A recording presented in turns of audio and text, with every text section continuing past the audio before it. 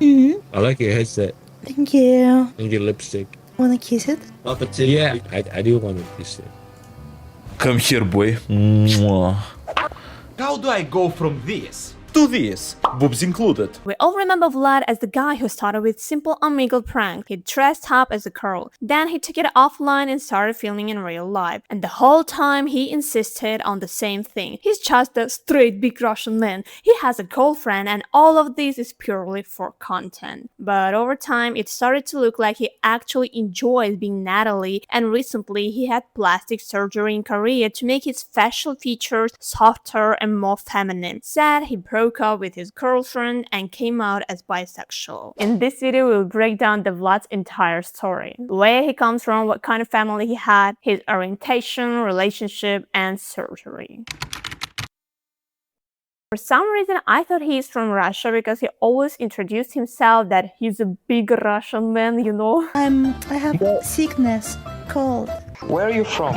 Я русский. Меня зовут Владимир. And as Natalie, he was always saying that he's Russian. Where are you from? I'm Russian, but I live in LA. But actually no. He was born and raised in Cyprus, literally in a tavern because his father ran a fish restaurant and the family didn't have a separate house at the time. His father is Cypriot and mother is Russian. She moved to Cyprus. Vlad himself says he's half Russian, half Cypriot and doesn't understand why he should have to choose one or the other. I think the clickbaiting thing as well is the Russian name because... Yeah, I mean, it's not so much about the clickbaiting. It's whenever like the Westerners hear Russian, it's always heavy voice, some person who doesn't feel no pain. I feel like it's a bit of a meme. By the way, his first languages are Greek and Russian, and English it's like a third language. Here is the video when he speaks Russian and Greek. Oh, really?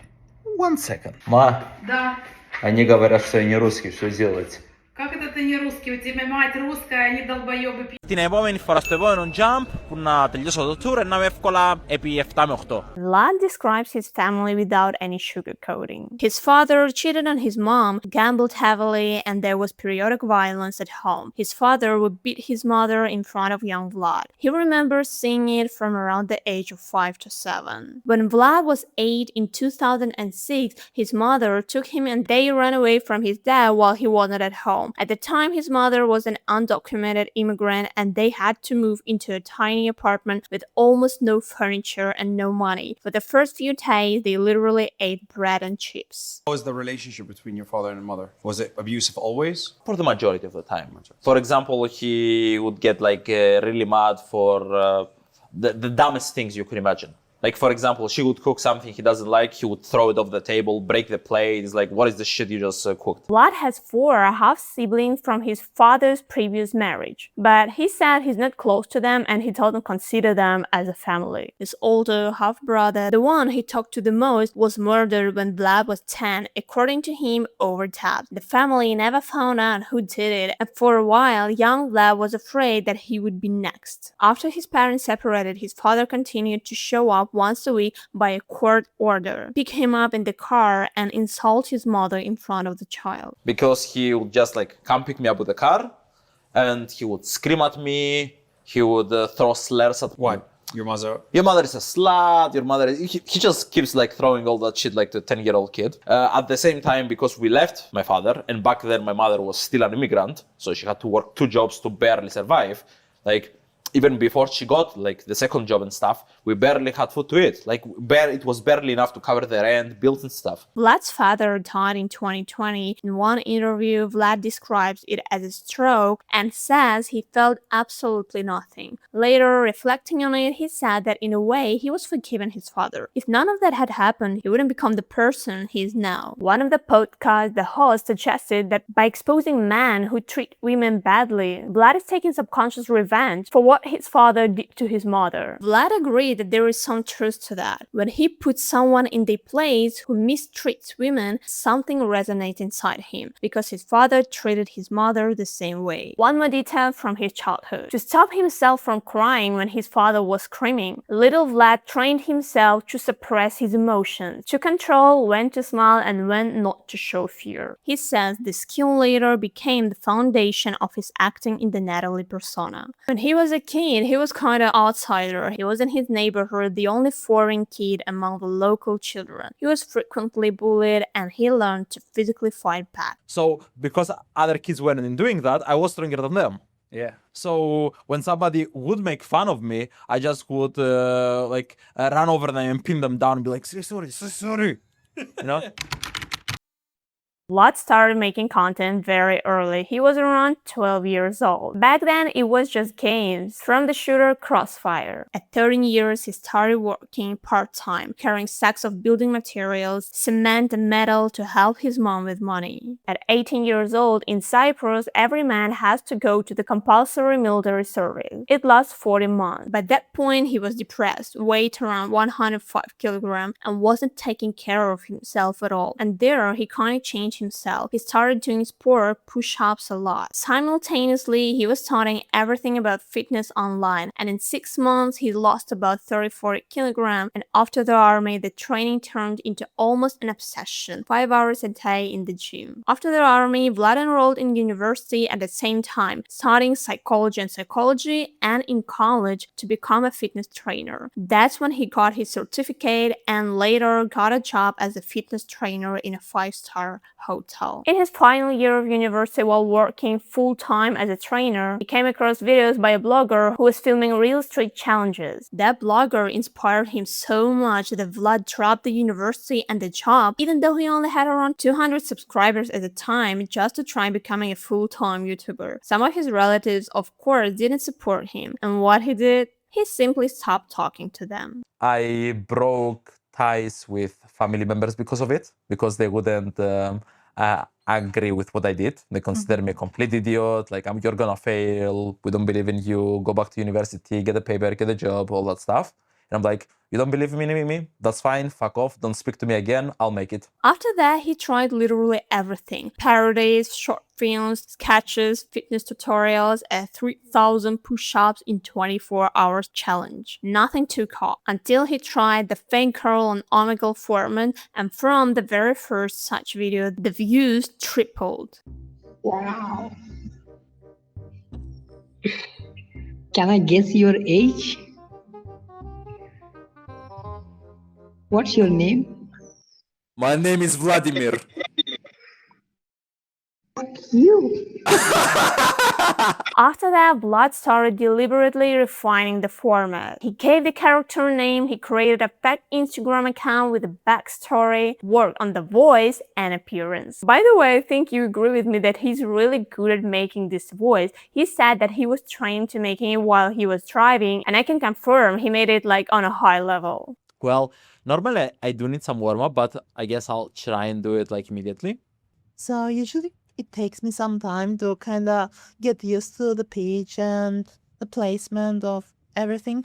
That's how the channel grew to 50,000 subscribers, even though it still wasn't making much money, about $300 a month. I think we should also mention how Natalie look is created. He does all the makeup himself. And of course, a lot of people interested about his chest, and it's real. Because first time when I was watching his videos, I really thought that, oh, this is fake, but it's not. It's just his built up pectoral muscles. The effect is created by a push-up bra and contouring, and actually he made video about it, you can just watch it. So as you can see, this is the sticky bra. Apply the bra underneath it. Same thing from the other side. This is the part where I just wear the Victoria's Secret bra. The next thing I do is I place these. I'm gonna place them under my actual chest. I'm gonna grab the contouring I mentioned before. I'm gonna apply it in the middle and I'll start shaping. Then all I really have to do is to blend it in. After starting to film in real-life videos, he himself admits that he has truly felt the difference between what it's like to be a man and what it's like to be a woman on the street. He says he used to simply not believe the story that a woman can be afraid to walk to the shop around the corner late at night, and now he sees it from his own experience. He also says outright that he still has no major advertising contract. Brands consider his content risky for their reputation, so he finances the trip, the film crew, and the entire world tour mainly through his OnlyFans account.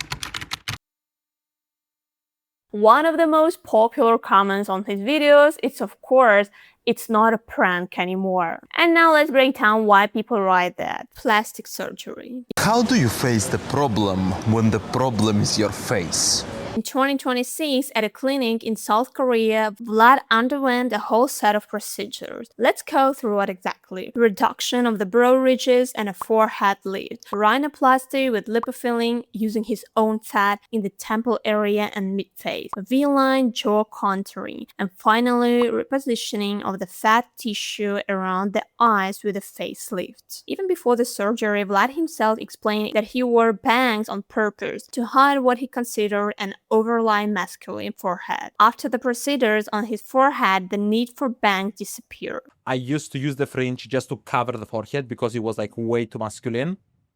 But now I can basically not have a fringe. Many people in the comment reacted negatively to his surgery. Some of them said that probably it's just the beginning of his trans transition because he made his facial features more feminine. But some people write that they actually didn't notice any changes, like what happened. But honestly, in my opinion, I do see changes. The features have become softer. But in my opinion, he looked okay before and he looks okay now. I don't really understand why surgery was needed, but if he feels better and more comfortable this way, okay, that's his business. I'm happy for him. Also, some people write, did he really do this just to look better as Natalie? I don't think so, because it would be very strange to undergo this kind of operation only for content. Usually something bothers people for years before they decide to do something like this. But the fact that he was using bangs because his forehead looked very masculine and now he doesn't need any bangs, it makes me tough about it, okay? And Samantha also made a surgery with him, but she made only nose, and you can see before and after. Today my boyfriend's gonna do my makeup. I gifted Samantha a $20,000 face surgery in Korea. It's been a long time that she wanted to get her nose done because she didn't like how it looked and also couldn't breathe normally. This is her almost a month after the surgery with the swelling going down a lot.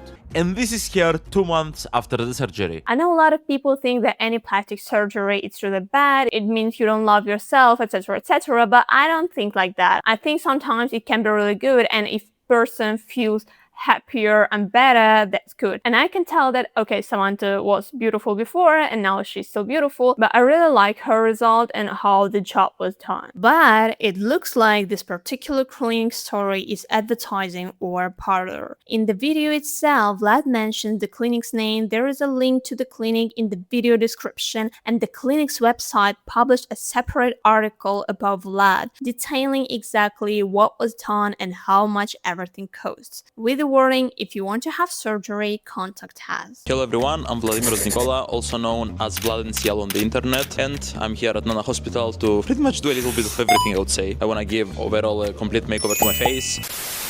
Some people write that you can see how he enjoys being Natalie and playing this woman. And here's the question for these people. So what? What's wrong? Because obviously he enjoys it. I actually would be surprised if you said that I don't really like being dressed up and play a woman. It's not for me. Then probably I will ask him, why are you doing such type of content that you don't like and you don't enjoy? I'm sure he enjoys being Natalie and he makes this type of content not just because of the money. Because if you're a content creator and you don't like the topic, sooner or later you will burn out 100%. This brings us to another questions of OnlyFans. Vlad himself confirms it that he has an account because, as I told you before, brands avoid him as risky for advertising, so OnlyFans is essentially the only way to cover the cost of the team and overseas shoots. But let's be honest, I think it's just one of the reasons. Of course, people will not make OnlyFans just to cover the cost of the team, because I'm pretty sure he can find other ways to earn money, and maybe money only from YouTube and stuff like buy me a coffee or whatever can already cover it. I think he also likes to make content in this platform. It's just like win-win situation. By the way, write your opinion. What do you think about this platform in general? For a long time, Vlad was in a relationship with a girl with the name Samantha. Probably you know her. He said they met in a completely random and unbelievable way. In 2020, he was on the Cyprus Greek, the show like Big Brother. Όλοι μαζί τη δική σου συγκλονιστική ιστορία. Δεν σας ακούω τώρα. Γεννήθηκα το 1998 στη Λεμεσό.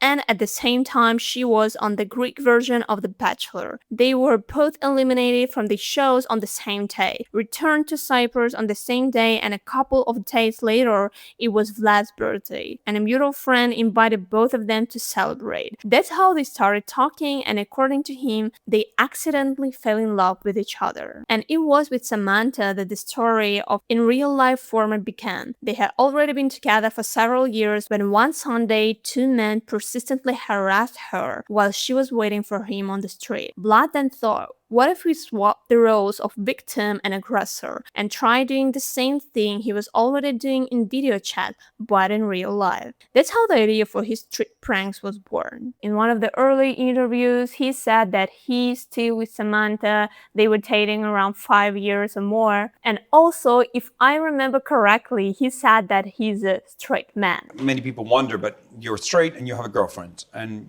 your girlfriend has been with you for a while. Yeah, almost 5 years now. Actually, it's 4 years we're into the 5 years. But later in last podcast, Vlad said that he and Samantha, they broke up. He named her as ex-girlfriend, but they still talk to each other, they're good friends. And also, host asked him, what is your sexual orientation? And now he said that he's bisexual. But just for a long time, he couldn't accept it. And what about sexuality? Is that a tough question or not? No, I've actually answered it recently. I'm bi.